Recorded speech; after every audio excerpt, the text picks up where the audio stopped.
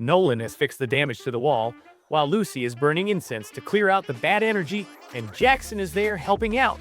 Lucy complains that it's unfair for Gray to hold Nolan back, but he tells her it's fine. Actions have consequences. They head to Lucy's car, only to find it's gone. Someone has stolen. Nolan arrives at the station with Harper, and Gray announces new rules to everyone, going over them in detail. Chen mentions that her car was stolen and asks if everyone can keep an eye out for it. Lopez shows up for her first day as a detective. After picking up her new outfit, she's told that it's not quite right. Her pepper spray and badge can't be visible. She also learns that the newbie is sent on a coffee run.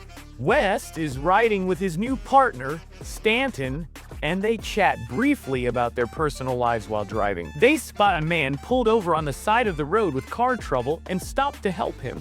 Lopez gets her first assignment, and her boss reminds her that new detectives also bring lunch. She goes to a funeral home and notices a strange smell. She asks the owner if anyone has been cremated recently, and he says no. When she opens the incinerator, she finds ashes inside and questions him about whose they are. Outside, Nolan is handing out flyers when he sees a man smash a car window and steal something. He calls it in and gives chase. Stanton and West hear the call and join in. The thief is caught and arrested. Later, Nolan walks back to the station and finds a bike locked to a park fence. He borrows a wire cutter and removes it.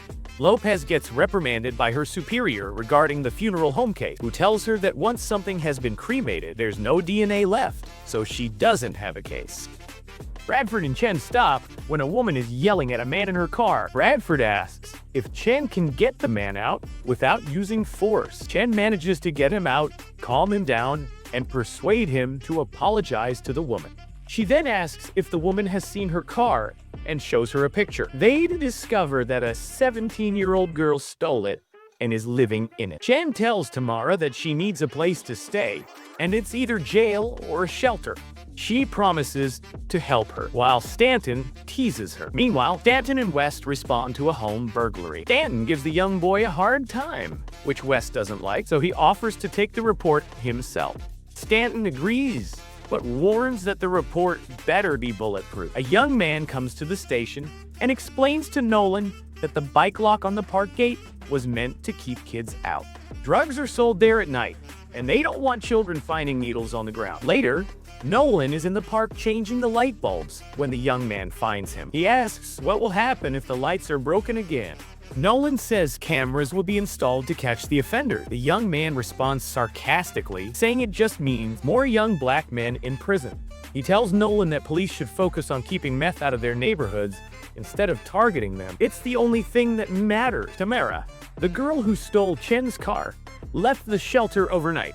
Chen wants to find her, but tells West that her partner is giving her a hard time, calling Tamara her puppy. West brings up how Stanton spoke disrespectfully to the black family during the previous day's burglary call. Stanton and West are packing their car when Stanton tells West that he upset him the day before. He asks if West knows the meaning of the dot tattoo on the young man's wrist. It's a gangster tattoo. Stanton then hands West a book titled Understanding LA Gangs and Gang Culture. Nolan tells Harper that he put up the lights. She tells him that while his heart is in the right place, he can't act like a savior. She advises him to stop assuming he knows what people need and to just ask them. Lopez interviews Mr. Marr, a former funeral home employee. He claims he can't remember working there, but his pay stub proves he was employed 2 months ago.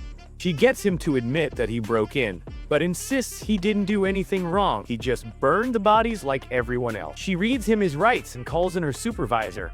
The supervisor confirms that he burned a few bodies for the K-Town Mafia and will need witness protection. He praises Lopez for her work.